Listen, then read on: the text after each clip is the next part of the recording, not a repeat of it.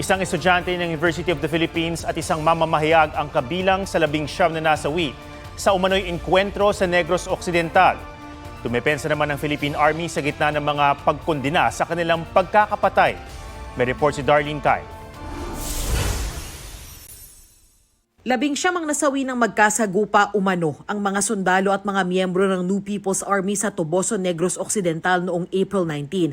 Ayon sa Philippine Army, mga miyembro raw ng NPA ang napatay.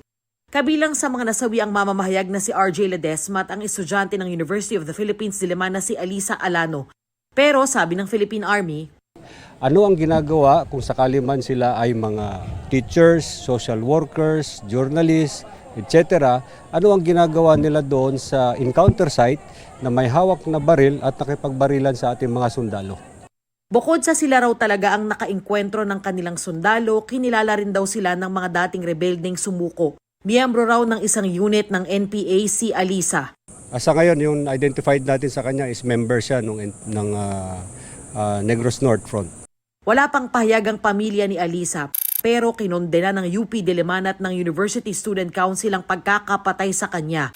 Inosenteng sibilyan daw si Alisa na nakaupong konsihal ng USC. Naroon daw siya sa Negros upang makipamuhay at pag-aralan ang tunay na kalagayan ng mga magsasaka sa Negros Island sa gitna ng anilay pangangamkam ng lupa, pananamantala at militarisasyon sa lugar.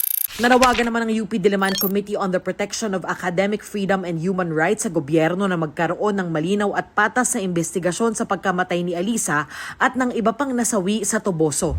Ang kamag-anak naman ng mamamahayag na si RJ, doble ang bigat ng pagluluksa lalo't ang kanyang pagpanaw ay nadudungisan ng panghuhusga.